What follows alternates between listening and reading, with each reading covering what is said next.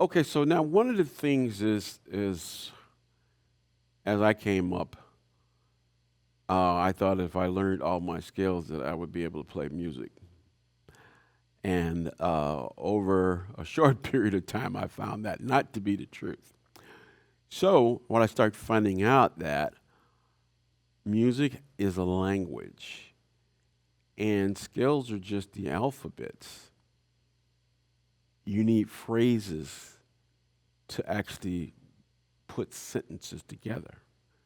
So, say for instance, we were dealing with, let's C major seventh, right? Okay, so if you're soloing and you just go,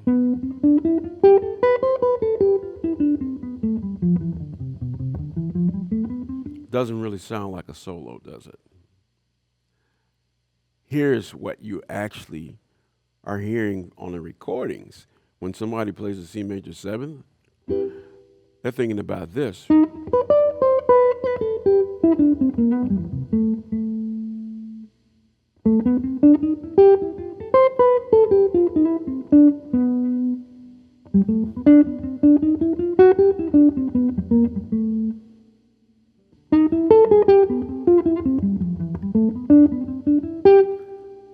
Those are all statements.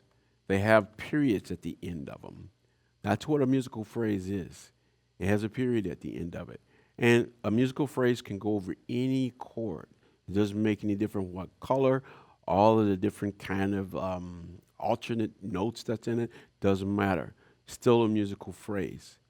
So you want to start thinking about playing phrases, not scales, because you won't have the answer with scales. Scales is not music. Scales is just the alphabets that allow you to put music together. But you're going to have to put phrases together to actually have musical quality. So, how do you get from scales to phrases? Well, music has three elements that totally make it all musical. And that's melody, harmony, and rhythm. When you combine those three elements together, that's when you're actually starting to make music. And that's music that affects people because the reason we make music is because we want people to feel something. And those three elements is what does it.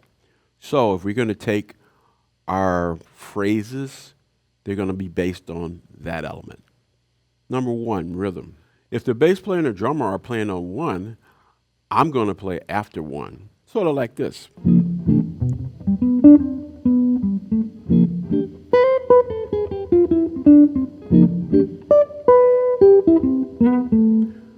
It gives my phrase an uplifting feeling because not playing on one actually pushes it forward. And I'm playing with the rhythm section, not against them. Okay, so when we're dealing with harmony, it can be any kind of harmony. It could be minor, it could be major, it could be dominant seventh, or maybe all of them. We can actually go from here to here to here. So my phrases has to actually, you should be able to hear the quality of the phrase without actually hearing a person play behind me. So here's a phrase that's based on major.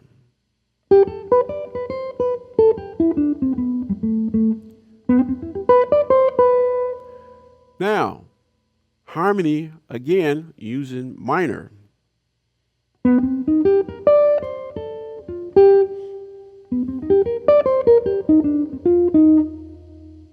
All right, right there, you should be able to hear that's minor. And now, if we're using dominant seventh, same thing.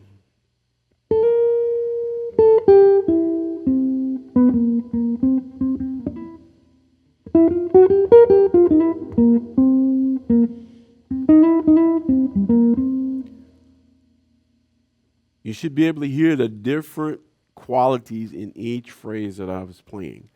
Because when I want to actually add more colors to it, it can be even more. So if we're playing minor, minor has all of these other colors in it inside of it as well. So in other words, here's a little quick thing. If you just take the root of the minor and you go down in half steps, you're going to get a different color of minor.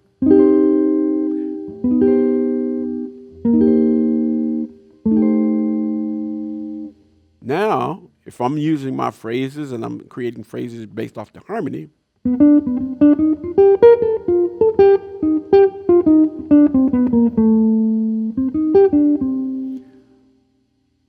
now I included all of those notes in there. It's because I'm used to the shape.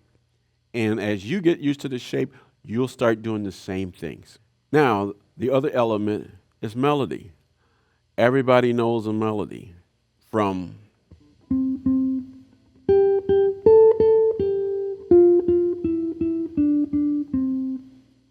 but if you add a different rhythm to that, you'll have another element.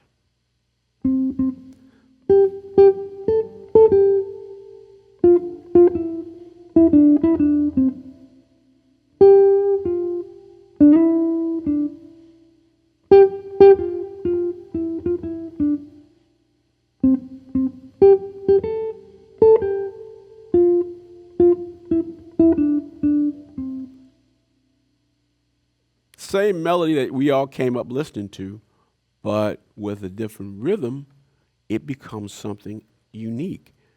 And remember, there are countless rhythms. So when you add rhythm into your harmony and your melodies, that's when you really get to the essence of improvising, because you won't run out of any material. You'll keep coming up with new stuff just based off of what you already know. So hopefully that explains to you a little bit about how important it is to play phrases and not scales.